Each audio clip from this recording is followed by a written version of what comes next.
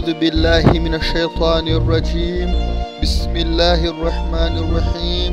إن الحمد لله نحمده ونستعينه ونعوذ بالله من شرور أنفسنا ومن سيئات أعمالنا.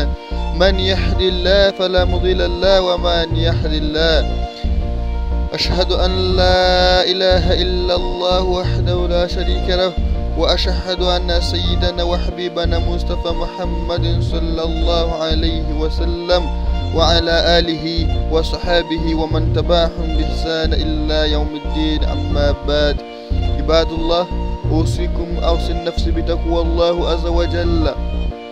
يا أيها الذين آمنوا اتقوا الله حق تقاته ولا تموتن إلا وأنتم مسلمون. قال أيضا: يا أيها الذين آمنوا توبوا إلى الله قبل أن تموت. ikuzo ishimwe na wundi byakuretse Allah subhanahu wa ta'ala. Amahoro n'imigisha n'ibisakare kwa sozereje n'umwana bahanuza ari Nabi Mustafa Muhammad sallallahu alayhi wa sallam, we n'abasangira ngendo be ndetse na babandi bakurikiye inzira y'ibyiza kuzageza ku munsi w'imperuka. Dusaba Allah subhanahu wa ta'ala ko natwe twazaturi muri abo ngabo. Allahumma amin.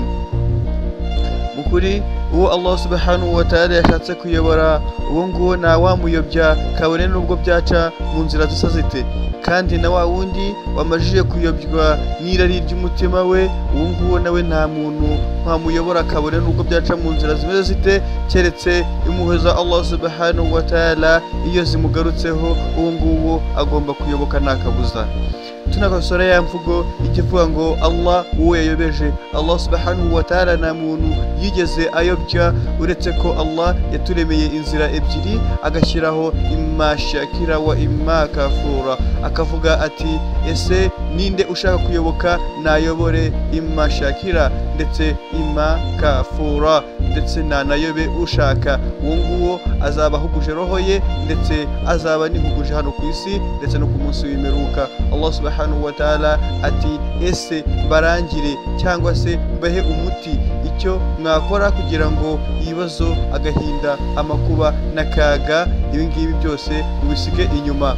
Rasul sallallahu alayhi wa sallam aratubwira ati, umunsi umwe nasanze umugabo Aba Umama. Uyu Aba Umama yari aryamye mu musigiti yihebye cyane, yigunze, amadeni amujengereje, ndetse urumva ko yari yaraye mu musigiti ndetse yaniriwemo. Ariko uyu mugabo Aba Umama yari yabuze n'icyo akora, ku buryo yaravugaga ati, ndetse niyo nza kunyura muri karitsiye iwanjye ntabwo nari gukira abaturanyi bitewe n'uko nari mbarimo amadeni, abandi nagira ngo bacishemo ijisho bitewe n'uko nari maze iminsi ngirirwa ndetse naburara. Uyu Aba Umama yari aryamye mu musigiti mu masaha ya al-asr.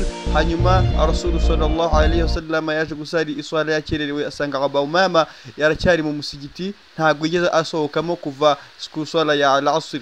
Hanyuma Aba Umama yararyamye aho ku ruhande. Rasul sallallahu alayhi wa sallam amajije gusari, hanyuma maze ubundi akeka ku ruhande abwira Aba Umama ati, ya Aba Umama, ese ko mbona umeze nkaho ibibazo byakwishe ukaba wabuze urihindukiriro, ese urumva umerewe ute?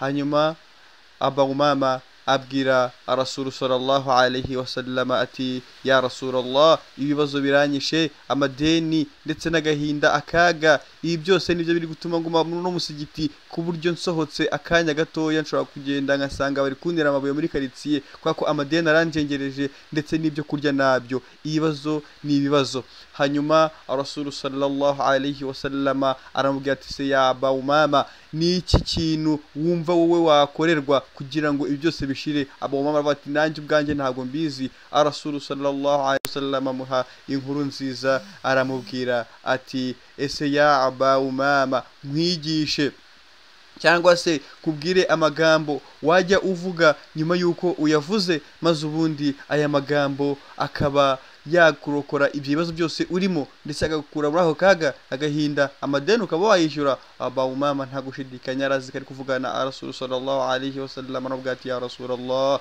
ngaho mbwira ayo magambo nayahe. Hanyuma Aba Umama atega amatwi Rasul sallallahu alaihi wasallam yamusubira no magambo, nanjye nshaka yuko mwatega amatwi maze ubundi mukayumva, hanyuma igihe uri mu bibazo nk'ibi ngibi nawe ukabyifashisha. Ndetse Rasul sallallahu alaihi wasallam yaramubwiye ati ujyasubiramo uko ugiye kuryama ndetse na buri ko ubyutse, hanyuma ubundi aya magambo niyasubiramo ibibazo, agahinda, akaga, ibyo byose yabuciye ukubiri nabyo.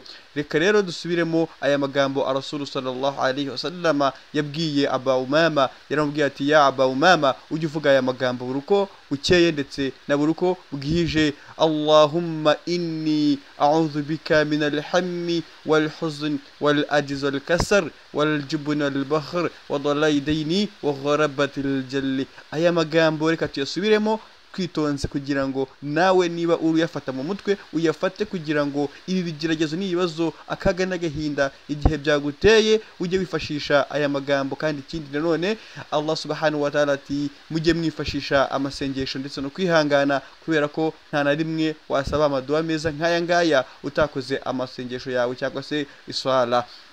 Aya magambo tuyasubiremo twitonze. Hanyuma Rasul sallallahu alaihi wasallam aramubwiye ati ugiye uvuga gutya ati Allahumma inni a'udhu bika min al-hammi wal-hazn wal-ajz wal-kasr wal-jubn wal-bakhr wa dhalai dayni wa gharabatil jalli.